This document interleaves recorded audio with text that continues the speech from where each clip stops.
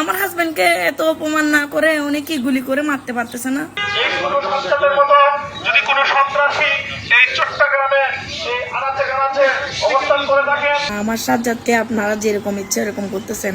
আসলে আমার হাজবেন্ড কি কোরবানের গরু? আমার হাজবেন্ডকে এভাবে নিয়ে যাই মেকিং করতেছে। আসসালামু আলাইকুম, আপনারা আমাকে চেনেন, আমি সাজ্জাদের বউ তামান্না। কোথাও কোথাও কোনো জায়গায় কি নজির আছে একজন রিমান্ডের আসামিকে এভাবে গরুর মতো রশি বেঁধে আমার হাজব্যান্ডকে এলাকায় এলাকায় নিয়ে যায় মাইকিং করে জিরো টলারেন্স ঘোষণা করতেছে ওসি আরিফ। আসলে আমার হাজব্যান্ড কি কোরবানের গরু? আমার হাজব্যান্ডকে এভাবে নিয়ে যায় মেকিং করতেছে কেন? জিরো টলারের মধ্যে কি ওই টলারে আর জায়গা নাই আর কোনো ক্রিমিনালকে অ্যাটাচ করার জন্য? না, আমার সাজ্জাদকে আপনারা যেরকম ইচ্ছে এরকম করতেছেন। কোথাও কি নজির আছে যে মানে একজন রিমান্ডের আসামিকে এলাকা ভিত্তিক ঘুরাই ঘুরাইয়ে গরুর রশি বেঁধে মানে যেমন ইচ্ছা তেমন করতেছে প্রশাসন? আসলে কি ওর ফ্যামিলি কোনো ব্যাকগ্রাউন্ড নাই, মানে ওর জন্য কথা বলার কেউ নাই? তো তো এখন আমিও তো মেয়ে মানুষ, আমাকেও 2-3টা মামলা দিয়ে বসে আছে। এখন আমি কি করব বলেন?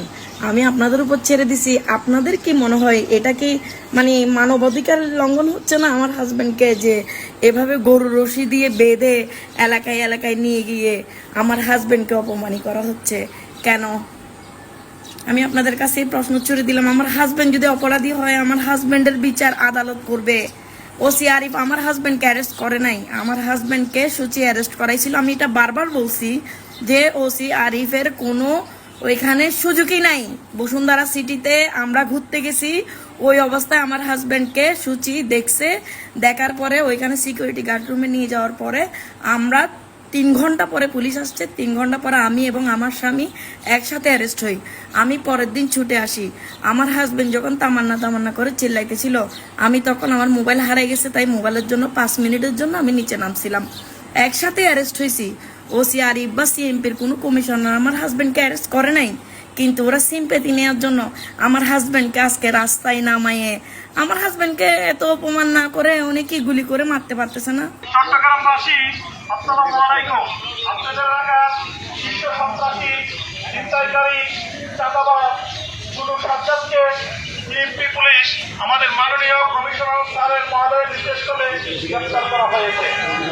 এই শুধু সাজ্জাদের মতো যদি কোনো সন্ত্রাসী এই চট্টগ্রামে এই আনাচে কানাচে অবস্থান করে থাকেন, আপনাদেরও এই সাজ্জাদের মতো পরিণতি হবে। রাষ্ট্র কোনোদিন কোনো সন্ত্রাসের কাছে হার মানবে না। আপনাদের আশেপাশে কোনো সন্ত্রাসী যদি মাথা নাড়াচাড়া দিয়ে থাকে, আপনারা তখনই আমাদেরকে সহযোগিতা করুন। এই সন্ত্রাসীদের বিরুদ্ধে আমাদের অভিযান